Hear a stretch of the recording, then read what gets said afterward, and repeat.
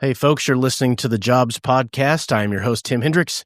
Our guest today has been in the emergency response field for about 28, 29 years, something like that. So welcome, Chris. Thanks for joining me on the Jobs Podcast today. Yeah, thanks for having me. My pleasure. So you've been a paramedic for, I'm going off memory on your LinkedIn profile. It was 28 plus years. Is that correct? 28 years, actually this month here in June.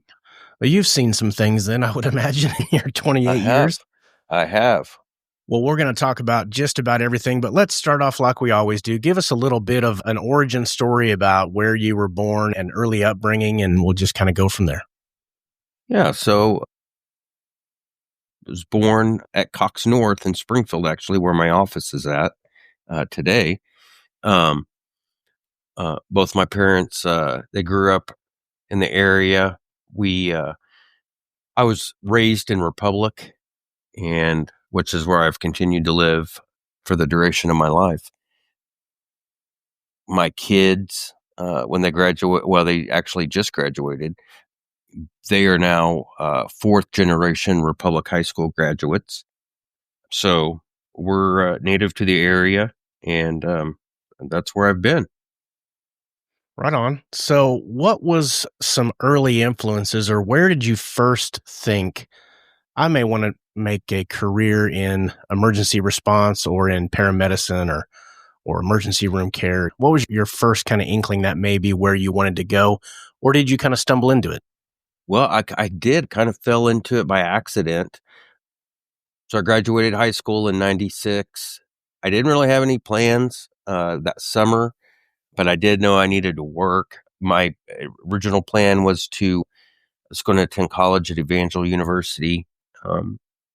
And I had a high school principal who was a reserve police officer at Republic PD. He said, occasionally they had some openings for dispatchers, and it was all on the job training. It was a non-commissioned officer position. It was just, just as a dispatcher. And I was interested. And so I got hired that summer, and I began working as a dispatcher, mostly just on weekends and nights that summer of 96. And someone that I had worked with there at the department, they had a spouse that worked at Cox as a dispatcher. And they're like, you really ought to go to Cox. And, they have good benefits and they pay pretty well. And I looked into it, and the only requirement at the time was you had to have what was called an EMD certification. It was an emergency medical dispatcher cert. And I applied at Cox. They hired me, and they actually paid for me to get that cert. And from there, I worked I was 19. I got hired on in 97, June of 97, and worked there in the dispatch center on nights full time. It was a great experience. I learned from some really great people. But, I got this feeling of, I wanted to be on the other side. Yeah. I wanted to be where all the action was. And at the time, back in those days, you had to be 21, minimum age of 21 to work on the ambulance. So I went to EMT school while I was a dispatcher. And then from there, the day I turned 21, I actually transferred out to the ambulance. And I worked in Springfield, worked day shift, did that for a couple years. During that 2-year time frame, I went to paramedic school, got my paramedic license. That was in continued working in Springfield, and that's kind of where my paramedic career launched.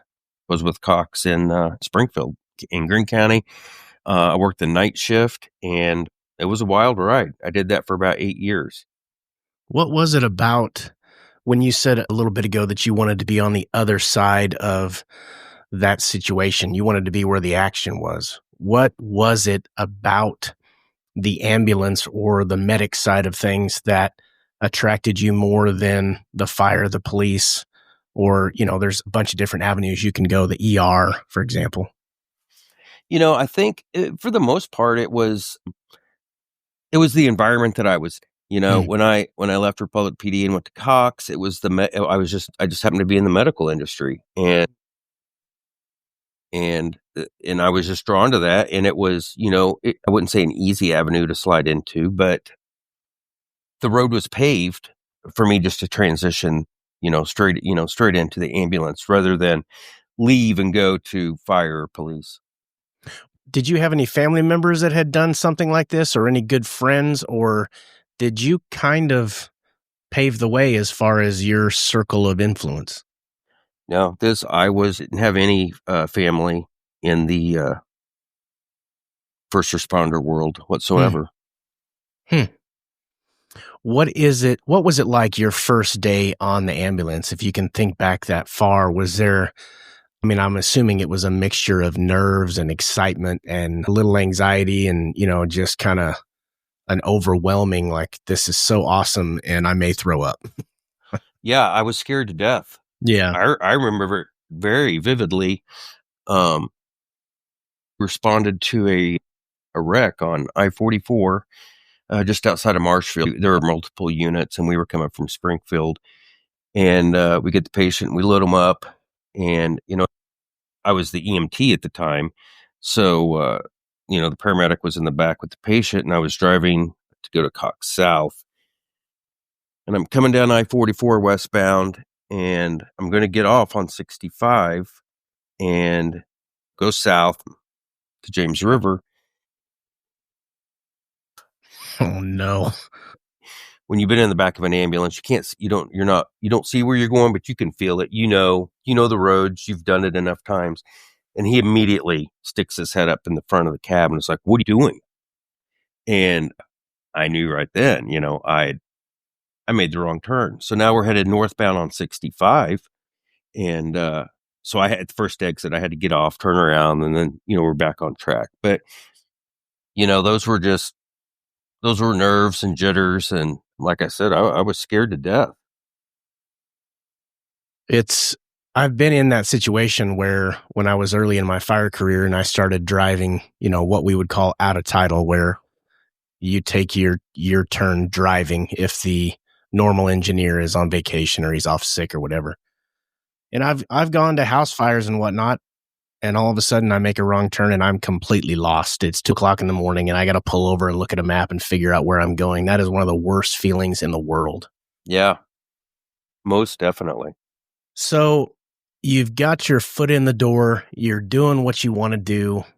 How long did you stay an EMT before you shifted gears and went to get the paramedic license and kind of keep advancing in your career?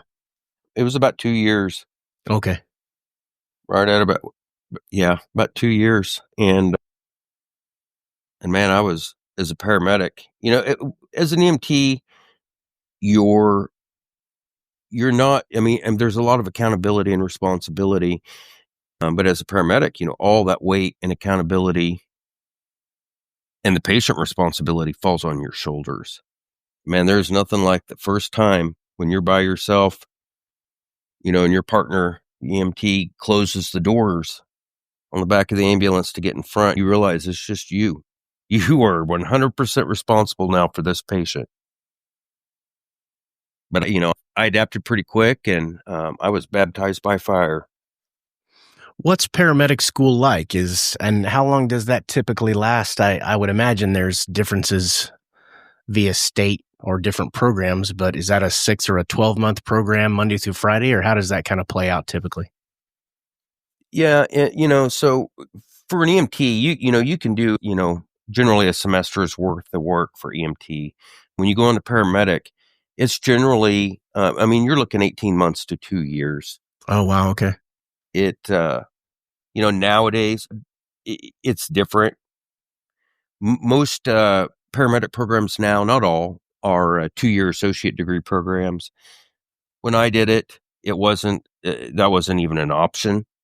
Um, you just did all the clinical work, which there was, I think I rode and had clinical hours were close to around 1,000 hours just on top of the classroom work. But it was pretty intense. And today, I tell younger people, if you don't have a family and you don't have kids, that's the best time to do it. Because once you do, I mean, I've seen people do it, are very successful at doing it, but it's intense and you're gone a lot and it's mentally rough. Do you kind of fall off the face of the earth for 18 months or so just to get Yeah. through it? Yeah, Okay. pretty much. The clinical hours that you said you had to do, is that something where most of your time is on an ambulance, or are you spending it in the emergency room, starting lines, or doing some other basic care that you might do on an ambulance, or is it a whole mix of all different kinds of hours? Yeah, it's a mix of all different kinds of Okay. avenues of emergency medicine. The majority of it's going to be spent on an ambulance with another paramedic. There are a lot of hours in the emergency room. There were hours, I did hours in surgery where, I did nothing but go in and just intubate patients, put that breathing tube down their throat. Um, I had an anesthesiologist with me and that, to guide me to make sure everything was done correctly. But, those are skills you couldn't practice in the classroom on each other. So, Yeah, I would hope not. yeah. And I, they're in the ER, we did med pushes and we were doing IVs and there was just a lot of hands-on experience to be gained from there. Hmm. The the paramedic school, is that typically done through a hospital, or is it done through, like, your local community college, or it kinda both depending on where you're at? Yeah, it's just regionally specific. It's here in Springfield area, OTC, they have their paramedic program. You may go up north towards Kansas City. There's community colleges that host them. There may be a fire department that hosts their own paramedic program. Depending on where you're at in the state or just in the nation, there are different Mhm. avenues for paramedic school. There's kind of a mix on the fire side. There's a lot of departments that have ambulances in the firehouses, and they're one and the same as far as the fire department.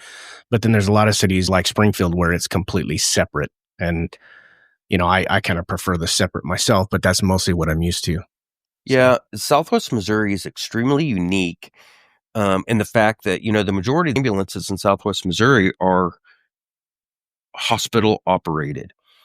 You know, like you said, Kansas City, St. Louis, there are private ambulance services, but generally, and this is pretty common throughout the U.S., that the fire departments govern and operate the ambulance service. Hospital based ambulance services, they kind of started disappearing years ago. However, Cox and Mercy both have very strong operations. mhm. So you become a paramedic. Now what? Did you just kind of settle into that role for a while before you shifted gears and went down another road? Or kind of how did your career play out after you were certified and ready to go as a paramedic? Yeah, and I'll tell you, I'm horrible with dates and timelines, but I think I worked as a paramedic for a couple, 3 years before I assumed a position as a supervisor. And I was a supervisor on the night shift in Greene County.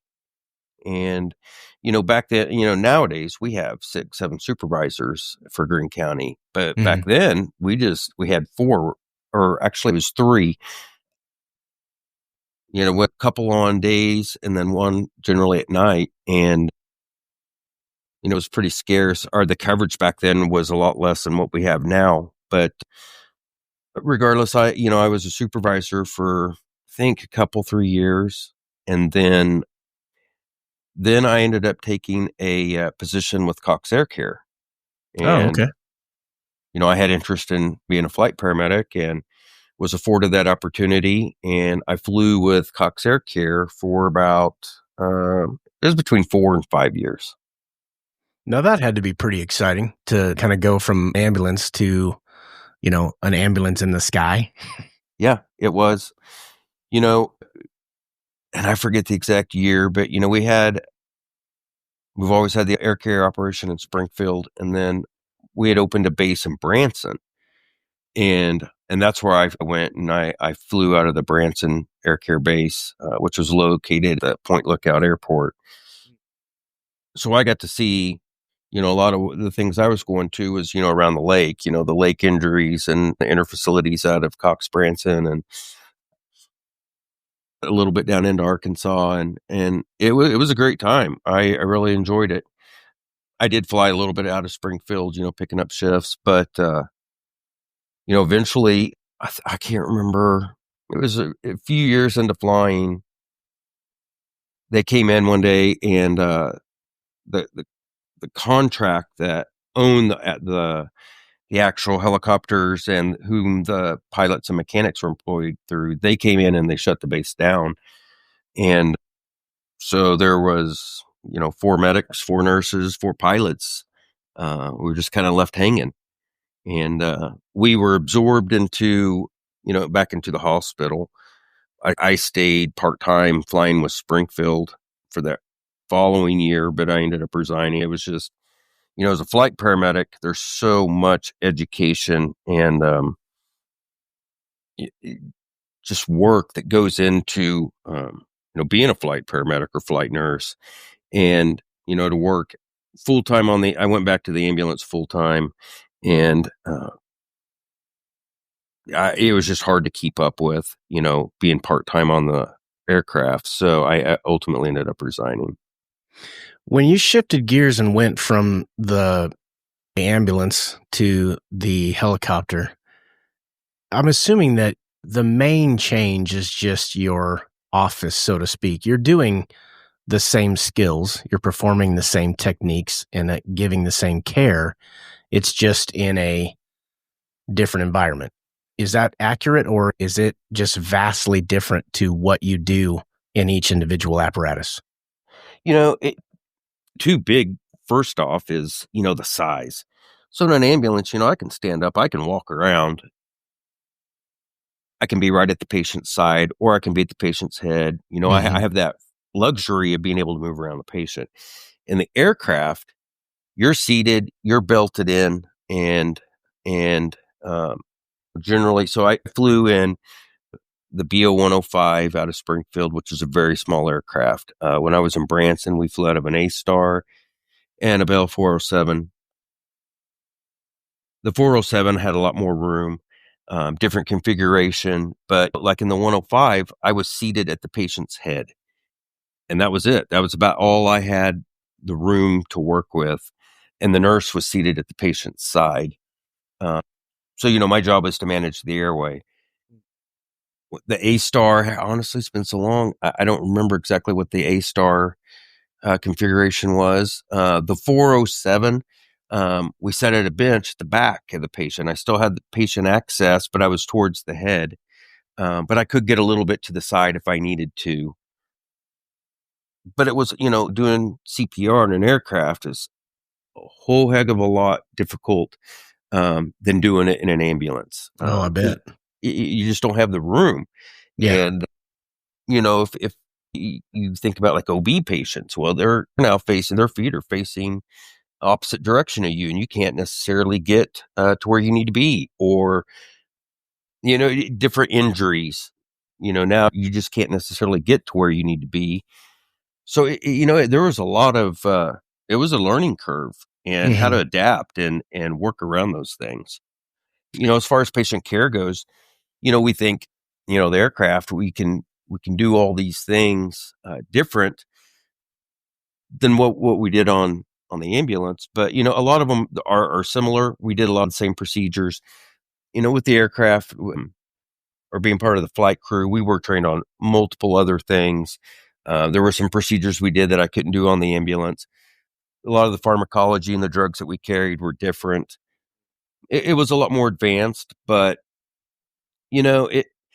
there were days, we'd respond to these calls, and to be honest, a lot of times the ground ambulance had a lot of stuff done for us when we got there, and we would just load the patient and maintain what they had done, and we were just a super fast ride. Nice. I've ridden in the back of an ambulance a number of times. When we would run medical calls back when I was on an engine, a lot of times, if the ambulance needed a rider is what we would call it. And so, we'd hop in, and most of what I did was holding a bag or doing some form of either rescue breathing or usually compressions on CPR was about 90% of what I did. So it allowed the medic, I was just a glorified monkey, and you guys were doing all the smart people stuff. And I was just, pumping away on somebody's chest. So I never really got the chance to watch you guys work. I just know you were always, doing all kinds of advanced stuff, and I'm just focusing on what I'm doing. The ride in the back of an ambulance when you're screaming through town, where every pothole's at, you find every single one. I can only imagine in a helicopter, is the turbulence the same thing as a pothole-filled road? Yeah, and it could be worse. Really? Well, I guess you're dropping, 10, 12 feet sometimes or You more? You could. And, it all depends on the weather and the wind and the headwind or the tailwind. It, on a nice, quiet day, it was just as smooth as ice. And, or on a windy day, it was not to get sick just from bouncing around. The helicopter, we're just floating in the sky and, almost, bouncing up and down, side to side. And, we had, I'll be honest, at Cox Air Care, I flew with some of the best pilots that I've ever met. And they were great. And they were great at maintaining that aircraft, in the air and keeping us safe and keeping it smooth.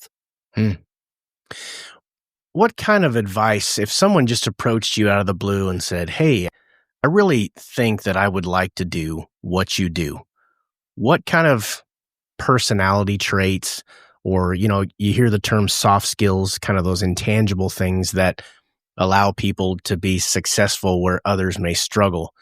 Are there any high points of advice that you would give someone who is exploring your line of work and wants to follow in your footsteps?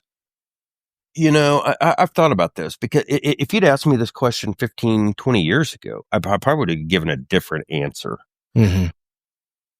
But knowing what I know now, it takes a very sympathetic person, a very patient person. Mm. There are, at Cox currently we have 370 employees in our EMS system. There are 370 different personalities. Some work better than others, but for the most part, everybody's a little different, and each paramedic operates a little differently than the next, and it's hard to say,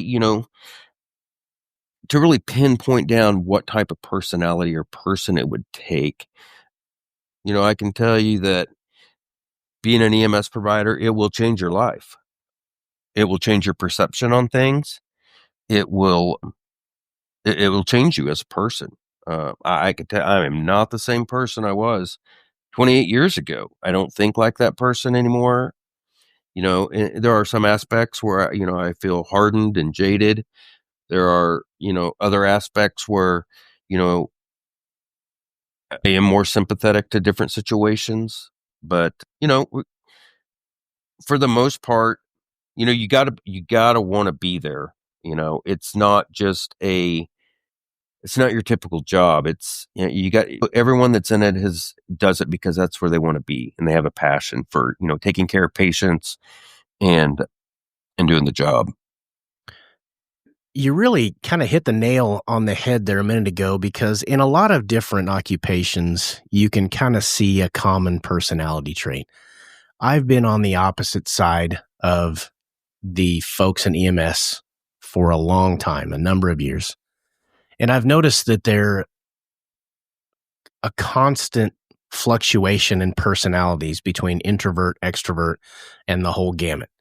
But what I do notice is that when it's time to work, there's a common switch that gets flicked, and it's okay, I'm in work mode now. And it's not a cold, I turn off my emotions and I'm a robot. It's you start ignoring the noise and you focus on the priorities. When I was first in, it's ABCs, airway, breathing, circulation. That's what you focus on. Don't worry about the screaming. Don't worry about the mom. Just focus on, the life saving tasks at hand. That's all that matters. And it helps you you have to learn. And I don't think you can be born with that. I think you have to learn to mentally prioritize and box things out. And you would have to do that in your career to be successful, I would assume. Yeah, I agree. There's so many different, trying to think how I want to put this, ways that you have to, your thought process and, your approach. Yeah. When coming into the job, I speak when we have new hire academies, and I go in, I do a little portion, and I always end it, with, I tell people, work to live, don't live to work. Don't make this job your identity. I don't, when I started, that's what I did. I was Chris the paramedic. I was always working, and, any overtime I could get, I was doing it. At the time I was single, but, eventually I got married and I had kids, and I made a conscious effort when my kids were little. I thought, I don't work 24s. I don't want Yeah. my kids to grow up and say, my dad was never home. He was always gone Christmas. He was always gone working. He missed my ball games, or, whatever it may have been. I didn't want my kids to have to reflect back on that. So, I was made very conscious decisions, that I did not want this to be my identity, that it was a job. And when I went to work, I did my job. But when I went home, I left my job at my job. Hmm. Do you think that, well, let me step back. You have to have a certain ability to not be grossed out. If the smell of puke or the sight of blood or poop or pick a bodily fluid, you're going to encounter those. Sometimes they're going to get on you no matter how much you try to prevent that. I think there has to be a certain cast iron stomach, so to speak, or you got to get used to it really quick in your line of work. That was one thing that surprised me a little bit. I've never had a weak stomach where I would just throw up at the sight or the smell of things, but you also aren't typically dealing with people that have severe injuries, and you're dealing with more bodily fluids than you've ever seen in your entire life. Oh yeah, absolutely. Every bodily fluid that you can imagine, I've had on me. Yeah, I've got a story. I won't go into a whole lot of detail, but I had an event one time where I had, one time in my 28 careers, only one time did I puke on scene. And it was when I had a patient inadvertently, they vomited in my mouth. I mean, I got their vomit in my mouth. And when someone pukes in your mouth, my response is just going to be, I'm going to puke back. You- And so Man, I'm not laughing at you. I'm laughing with you. I know Man. that's all you could do now, but got it in my mouth, and my response was I puked. And Yeah. when I started puking, all the firemen that were on scene started puking, and my partner was dry heaving, and it was a mess, and everybody's puking now, and I'll never forget it. But yeah, urine, blood, feces, all of Yeah. it, brain matter. Mhm. I've had it all on me. I'll go half a shift and not even realize till I get home. I'm like, oh man, it's on my pant leg, Yeah. and never even knew it. My goodness. When we're done recording, if you can remember who those firemen are, I want to know, because I know a lot of them. I'm hoping I know some of them. Oh, that would be great firehouse banter right there. But Yeah. yeah. So what would you say is your favorite part of your job? What is it that gets you up every morning and to go into work? Well, since to step back just for a couple minutes. So, when I left the aircraft, I went back to the ambulance.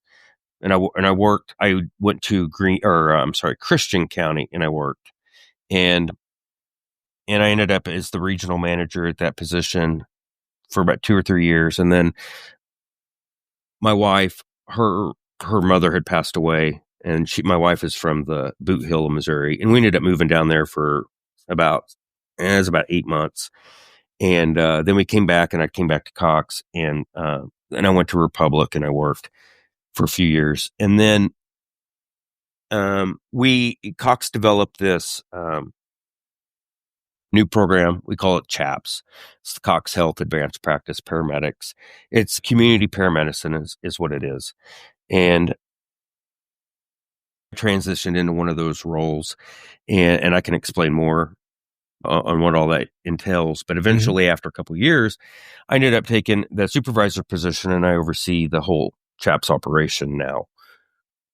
So, what we do basically is we go in, and these are patients that were pretty sick when they were in the hospital, specific diagnoses, and once they're discharged, we follow them for about 30 days. People would like to compare us maybe to home health, but the one thing I say is, with home health generally, and this isn't always the case, but at 2:00 in the morning, if the patient becomes symptomatic and they were to call their home health provider, the most generalized response is going to be call an ambulance. Right. Whereas what we would do is we're going to formulate a plan, and we can go and we can treat the patient at home. Our number one goal is to keep the patient from having to return back to the hospital. So we're working with these patients to keep them healthy and out of the house or out of the hospital so that they don't have to readmit. So in doing that, we address a lot of social determinants of health and just personal issues that the patient may be encountering.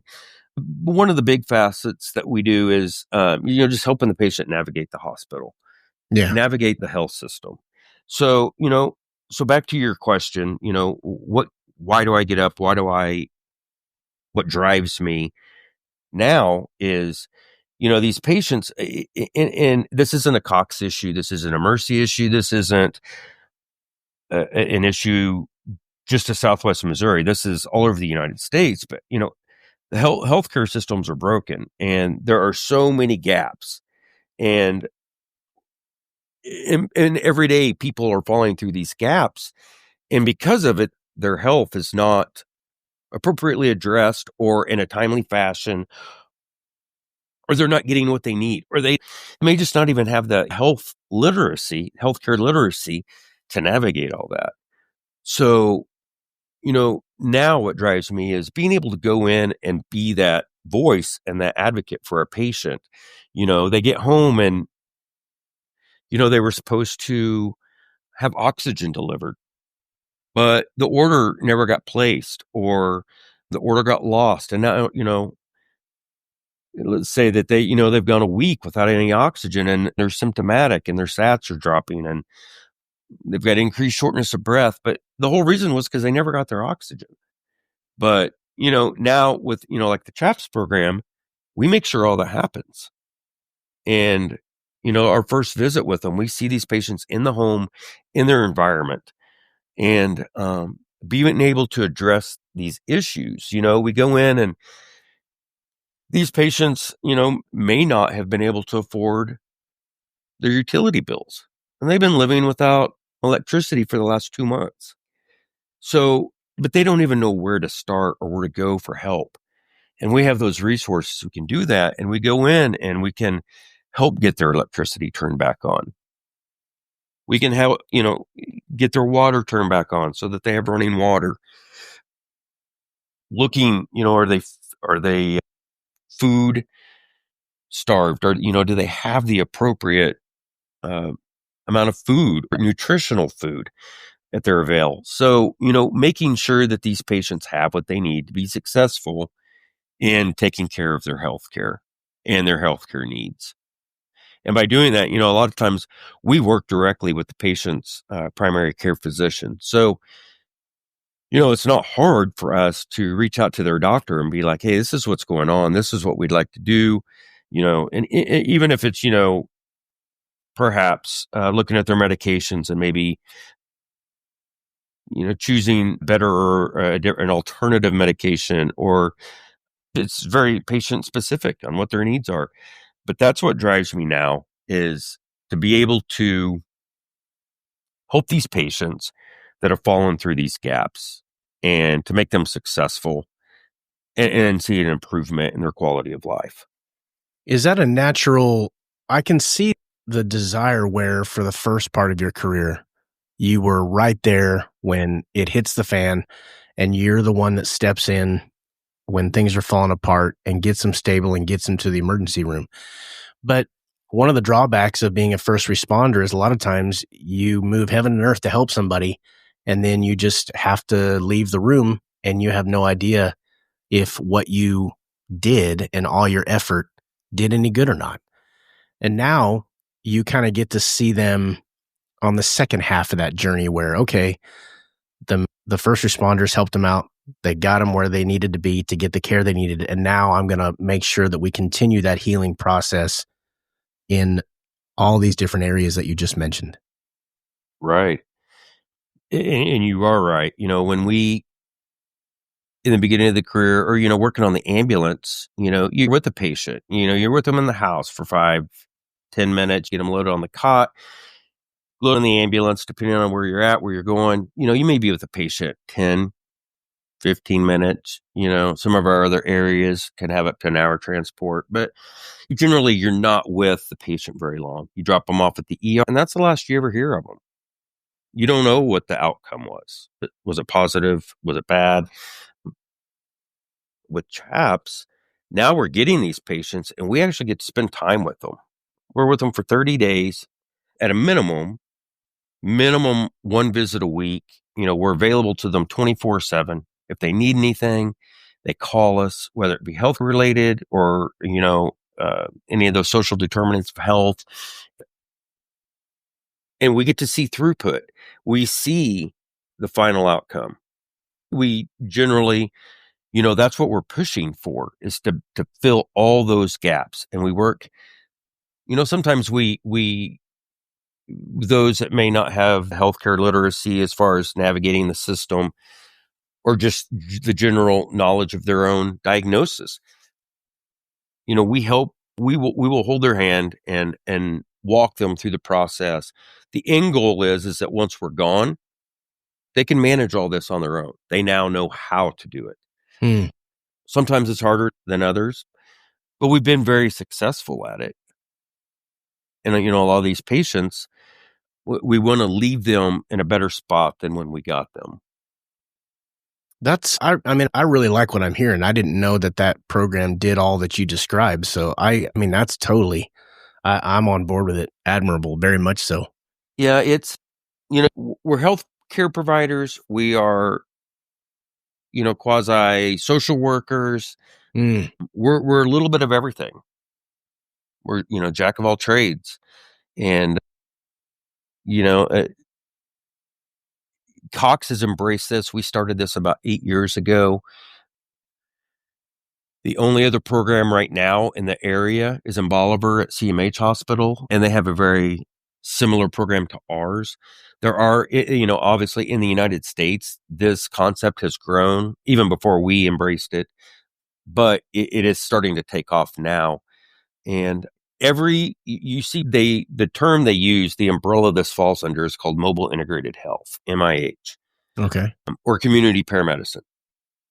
And, I say it all the time. You see one MIH program, you've seen one MIH program. Everybody is trying to address a different need in their region. For us at Cox, we see Cox patients.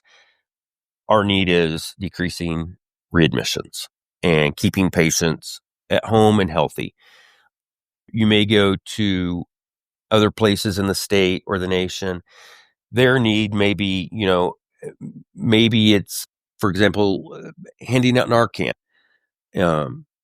and addressing, opioid use, or it may be, ED high utilizers. I mean, there's just every program is trying to address a specific need for their region. So it's a little different. The uniqueness for us is that we're hospital based, which gives us a plethora of resources. But we not only that, we have direct access to all 500 plus of our physicians. So, I'm in myself and the staff we're in direct communication with all the doctors. We document in the patient's chart with the doctor. I have access to, the patient's chart. I can see everything that's happened, every doctor's visit, every note that was put, everything that happened while they were inpatient. If a doctor made a comment that they think that they might want to try, a new medication, but they didn't get discharged with it. Or, I can reach out to the doctor and be like, did you still want to do this? Because, we can make this happen. It's just the benefit to being hospital-based EMS is astronomical. But I don't say that to say other programs can't be successful, because they are. They're just, like I said, addressing different needs. Well, I can see the hospital side of things being it's a little more, let's get to the people that actually make the decisions. You know what I mean? There's a lot of red tape and middlemen that are taken out of the equation. And as someone who has spent a lot of time in Children's Hospital in St. Louis with my oldest son over the years, when you first are exposed to a serious health issue and the medical system, even with pretty good insurance that I had through my employer, that is, you have no idea what you're in for as far as that journey. There are so many doors to open, and you can't, thank the good Lord for our case manager, Debbie, who stepped in and said, look, let me explain what EOBs are. Let me explain how things are coded. Let me explain how they justify treatment. All these other things from the very beginning to the very end of the process. Even unless you work in the medical field, you have no idea what you're in for when you go down that road. Right. So, and there are so many self-inflicted barriers in the health system that we don't even realize until they're happening. And, a lot of the patients, they just get frustrated and they give up. And, yeah. I'll give you just one quick, a patient with COPD gets discharged. Let's say it's a new diagnosis of COPD, and they're going to be scheduled for follow-up with a pulmonologist, and they call to make that appointment. Well, generally, and I say generally, this isn't always the case, but the pulmonologist, they won't schedule them until the patient's had what's called a pulmonary function test. So now we got to schedule a pulmonary function test. Well, there's only, just like any clinic or appointment, there's a waiting list, or not necessarily a waiting list, but a waiting period that it's going to take before you can get in and do that. Well, that can extend out quite a while, and it sometimes past even our 30-day enrollment. So the patient, they're waiting for that pulmonary function test before they can even go in to see the pulmonologist. Well, the patient becomes symptomatic again, and we reach out to the pulmonologist, but the pulmonologist hasn't even been able to see them yet. So there's a barrier right there. We can't get patients in, and we can't get, their immediate symptoms resolved. So what we did was we said, what can we do to potentially address this? And with the help of our medical director and pulmonology, we looked at a new machine. It's a spirometer, but it's essentially like a bedside PFT. So on all our COPD patients, we do this bedside spirometry, and it gives us the same numbers a lot of the same numbers they're going to do at a PFT in the hospital. So I can send those results right over to the pulmonologist now from the home. We can get that appointment scheduled, and they have what they need. We can negate that whole waiting period. And then also we can trend, during our 30 days, every visit we're going to go in and we're going to do that PFT test. And so now we can trend how they're doing, and with different indicators, potentially trend, are they nearing an exacerbation? And then we can jump on that and treat that long before they get to that point of getting in trouble and not being able to breathe and ended up back in the hospital.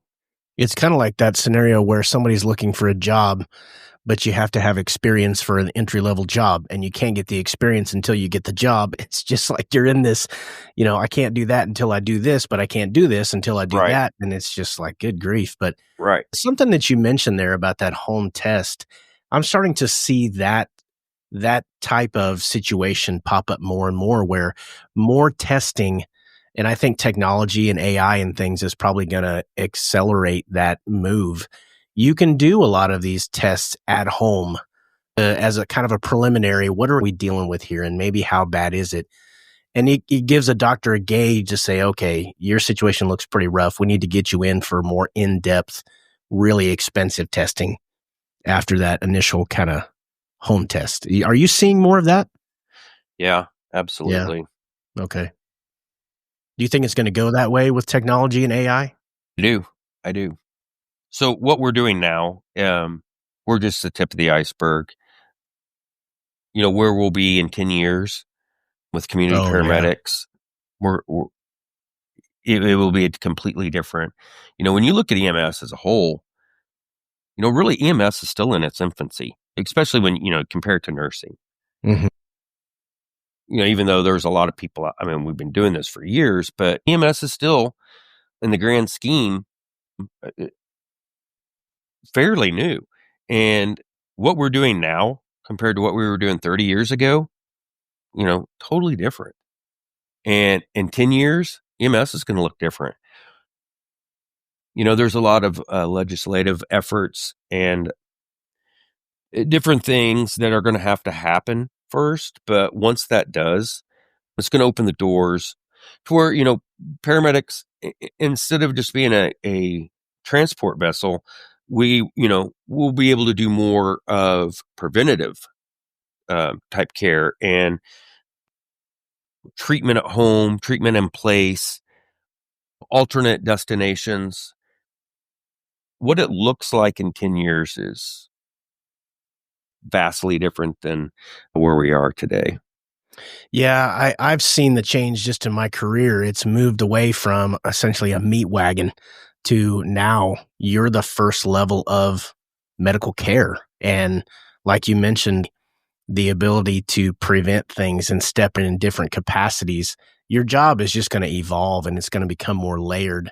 But that's great for the patient because they get a more custom care package delivered to them. And I think we can go back to when you got throw up in your mouth. What do you dislike most about your job, that episode aside? Red tape. I Yeah. mean, really, the parts that I don't like about my job, and being more administrative now, I don't get a lot of patient care, but dealing with the different avenues, whether be state regulations or hospital policy, or just trying to maneuver around that thing Mhm. that are barriers for us, and more importantly, that are barriers to the patient. How can we get around this? And but that's what my staff does. I mean, they're problem solvers. They're professional Mhm. problem solvers, and they they don't take no for an answer. And and that's how they operate, and that's how they've been successful. So, in the same aspect, I'm always looking for ways, okay, so we can't do this because of this, but can we make it work if we go about it this way? Mhm. It's just, a lot of just business level type aspects that prevent barriers, and it's not a Cox issue. It's not necessarily even a healthcare issue. It happens in every aspect of the workforce. Yeah, you'll have barriers in any line of work that pop up, and you gotta figure out a way to get over, under, or around them. Yeah. So, what would you say if somebody said, "Did you have any mentors in your career that really shaped how you do your job?" And it doesn't always have to be for the positive. Sometimes some of the best lessons we learn are from negative people. But have you had anybody that really influenced your job? I had both positive and negative Mm. influences. Actually, I would actually say I had more negative than positive. I learned what I didn't want to be and how I did not want to treat patients and how I did not want to do things from some people early on in my career. When I started on the ambulance, I was the youngest person at the time working for the Cox service. And there was a lot of people that had been around for a long time and they were, burned out, jaded and hard and toughened and they didn't want to be there. But, like what happens to a lot of us in EMS is we've been around for so long, it's hard to just pick up another career or, start over something else. So, a lot Sure. of, EMS providers feel, stuck where they're Hmm. at. And I always told myself, if I ever came to that point, I would address it and I would move on. And that's when I moved to Chaps, I was to the point in my career where I was ready. I needed to move on to do something different. And the transition was great for me. But, I worked with a lot of people in the beginning that didn't. And they had a lot of bad habits and bad patient care. And I knew that's not how I wanted to be. And, some of my orientation and training I got, was in the beginning was questionable. And I thought, as new people come through, I'm going to teach them this way, how I wanted to be trained but never was, or teach them the things that I thought were important but were never shown to me. And so, those, even though they were negative experiences, those negative influencers, actually did shape me to be more successful in the future. Now, as far as positive, one person I think of is Dana McNamer, who coincidentally, she's a chap now, and we work together. But she was a very positive influencer in my life and in my early career. And we worked together for many years. When I said I was a supervisor, she was a supervisor also, and I had the south side of Springfield. She had the north side of Springfield, and we both worked overnights, and just a fun, positive personality to be around, and really enjoyed working together. We had a lot of the same working style and thought process, and there were others also that I worked with that obviously shaped my career and how I operated. But she definitely would be one that stands out.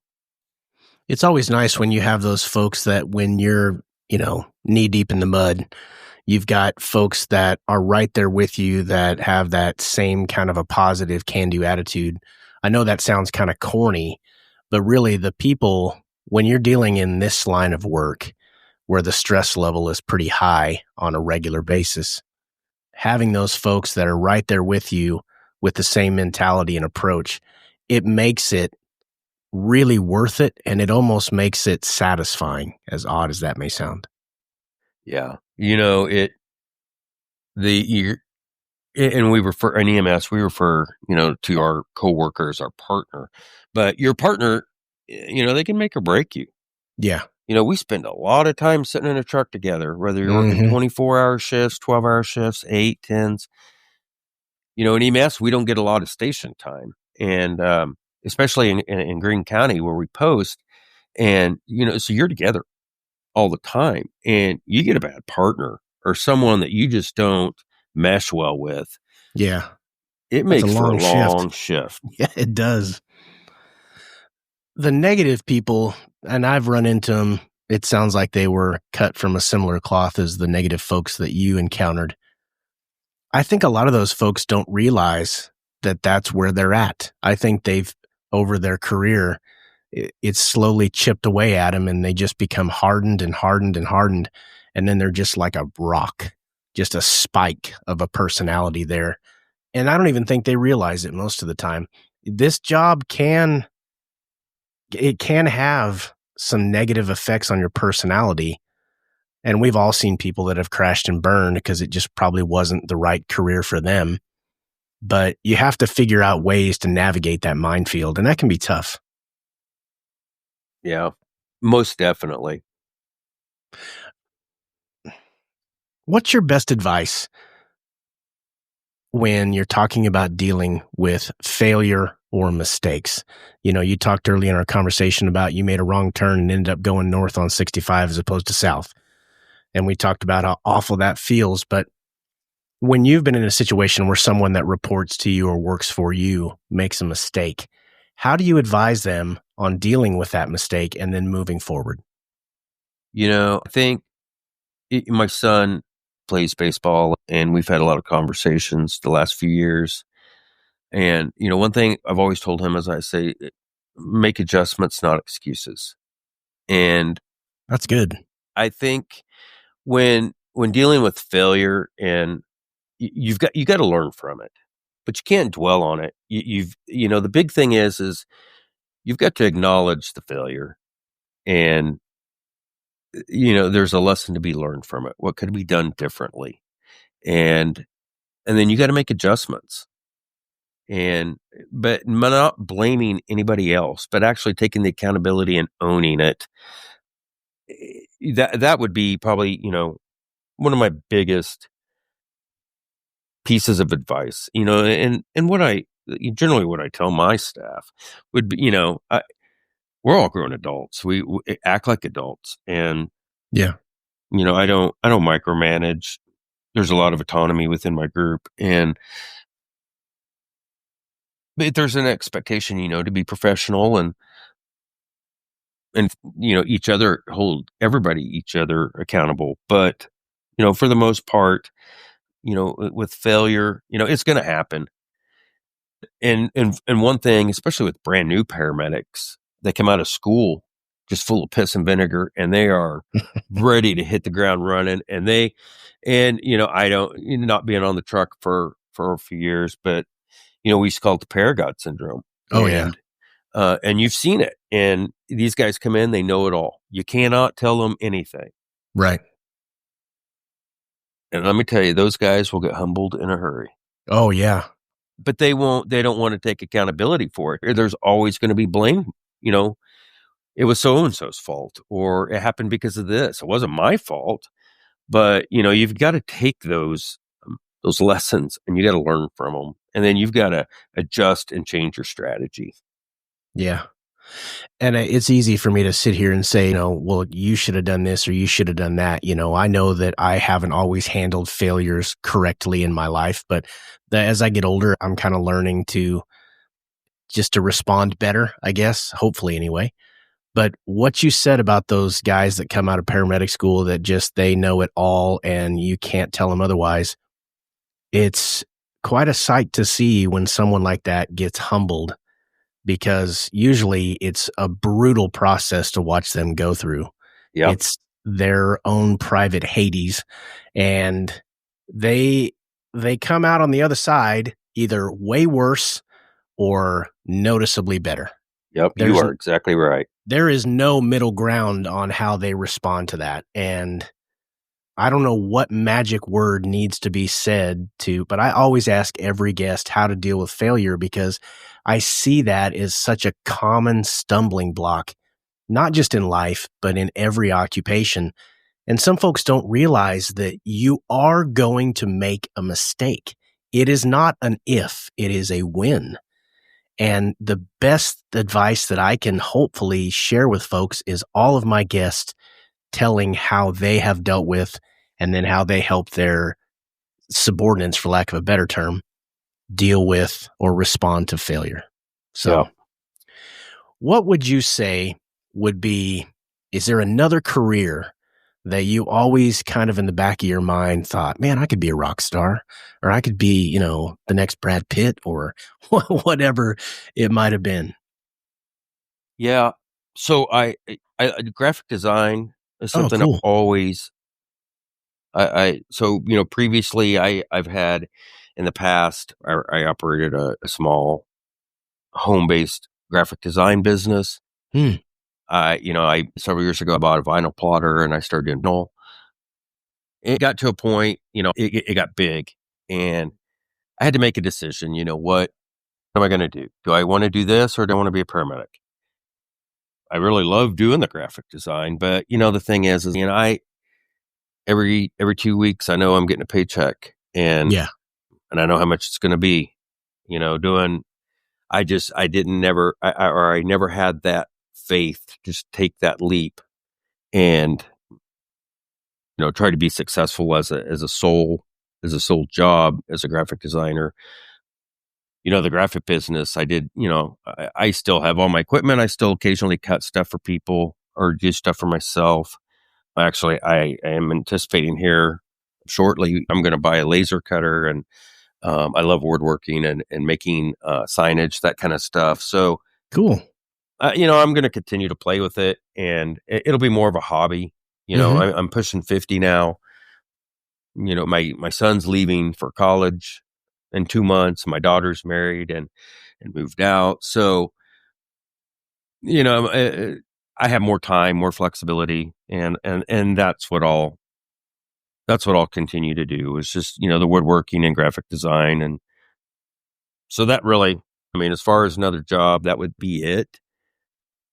If I had it to do all over again, I probably would have went and I would have enjoyed being an architect. I think that's for, if I knew then what I know now, that's probably what I would have done. Hmm.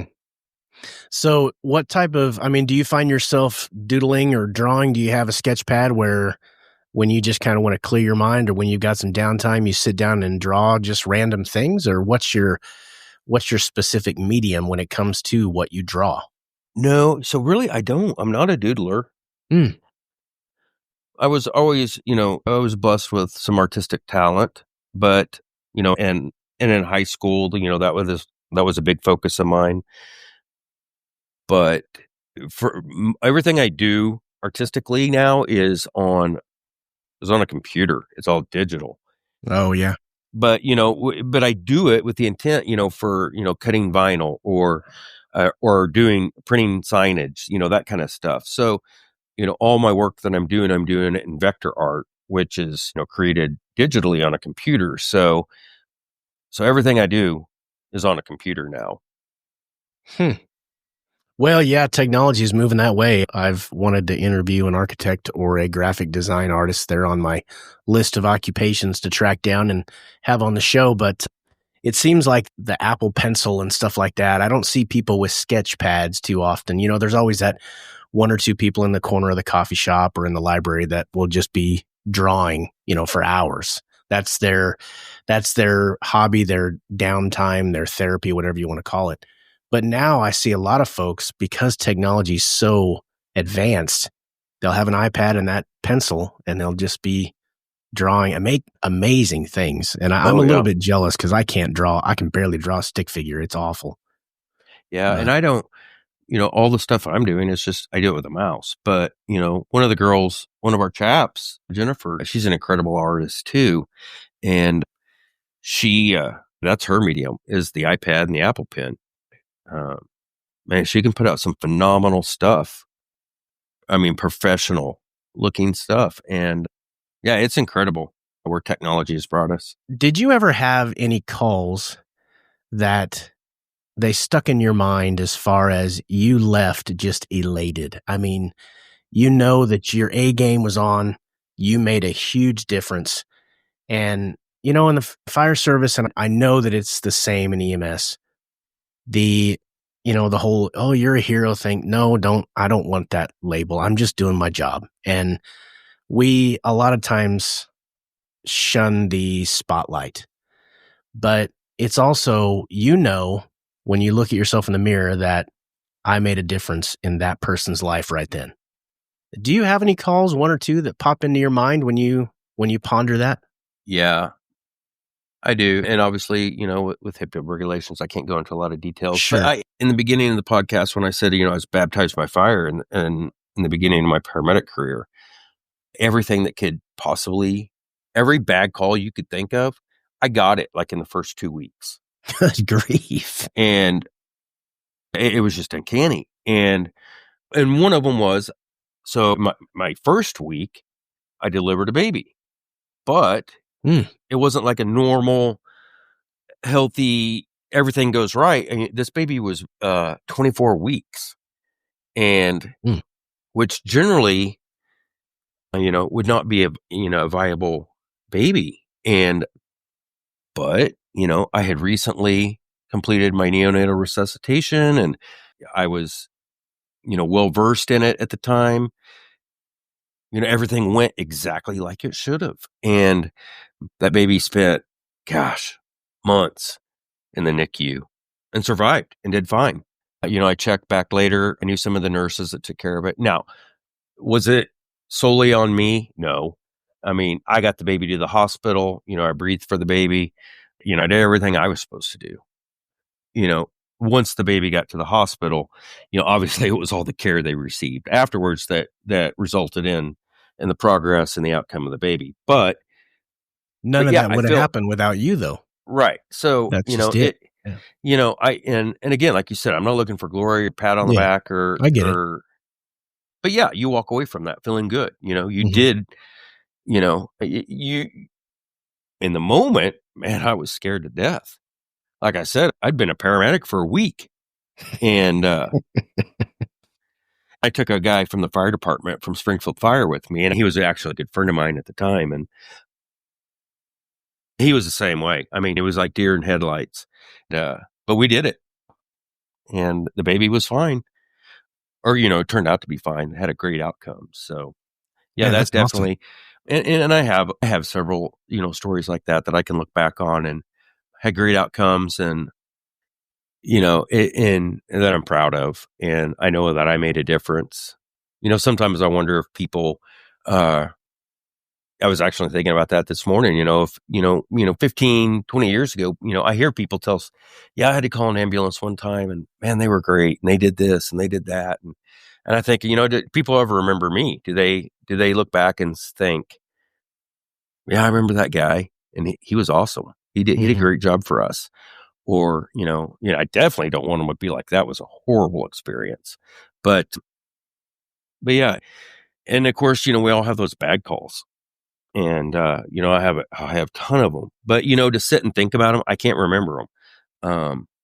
I can see things, smell things.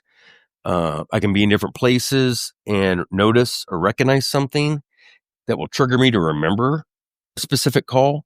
Mhm. But to sit and think about calls and what was the worst or what was honestly, nearly 30 years later, and this is horrible. I should never have done this, but you suppress it. And I've pushed things back so deep that, I don't, it's probably a lot of unresolved stuff I probably just never dealt with. And, but when I started, that was the nature of the beast. I mean, you man up and you did it. You Mhm. just suck it up, put your big boy pants on and you get through it, and you don't talk about it. You don't cry about it. You don't, mental health was on the forefront. Now today, different story. And I tell all of our new hires, I'm like, your mental health is the most important. Mhm. Um, but the good and the bad calls, I mean, that's what shaped my career and made me the paramedic that I am. I'm proud of all of it. I can relate to after a while, the calls all tend to blend into just one gigantic memory box. And, I'll drive by a house and I go, oh, I was there at 2:30 in the morning. That guy had a heart attack, or whatever. I mean, just pick.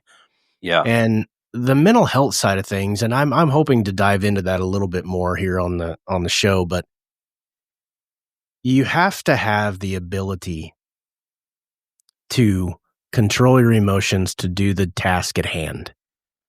But where I think things went off the rails, and I'm glad to see that they are changing, is okay, you controlled your emotions, you did the job that you needed to do. But now we have to find a healthy way to process that. You can't just shove it in a box, because there's going to come a time when that box is packed full and you can't keep that lid closed anymore. And I'm seeing a lot of positive changes in the mental health side of things to be able to instruct folks and guide folks on how it should look to process that experience, those emotions in a healthy way. I don't know. Have you seen that in the EMS side of things? Because we are seeing that on the fire side of things. Yeah, most definitely. It's a big paradigm shift, and it's slow. It is taking effect. One thing I notice is people put the emphasis on, the resources there. But, Yeah. I think for individuals, I think the one of the hardest things is saying, need help, Sure. or I need to address this. Mm-hmm. I think now we're at the point, everybody knows the resources are there. But now it's actually getting people to take advantage of those resources and to take that first step in addressing, the trauma and the mental aspects of it. It doesn't make you less of a man. And I know we have women in the fire service. I can't quite relate to how a woman processes trauma or seeing something horrible like I can another guy. But the male ego gets in the way a lot of times. And to any guy listening, if you're any kind of a first responder or, you're dealing with this, I'm by no means an expert, but it does not make you less of a man to utilize a resource there, because you just experienced or saw something horrific that most folks would never, even in their nightmares, they wouldn't see that. And you had to see it up close and personal and then work in that environment. So there's no shame at all in looking for help and going through those proper channels. Nobody's going to think any less of you, and it doesn't mean you can't come back and do your job. You're probably going to come back and do it better because they're going to give you the tools to approach things in the best way. Yeah, absolutely.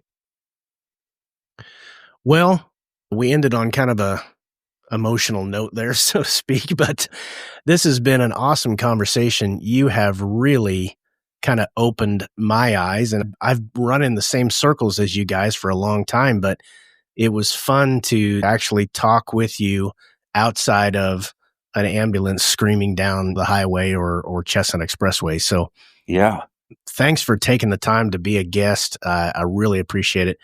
And anybody that wants to be a paramedic, hopefully they listen to this and they get some good advice out of it. Yeah, absolutely. Thanks again for having me. Thanks for the opportunity.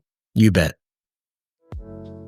And that wraps up another episode of the Jobs Podcast. Thank you so much for joining me today. Hopefully you found that interesting.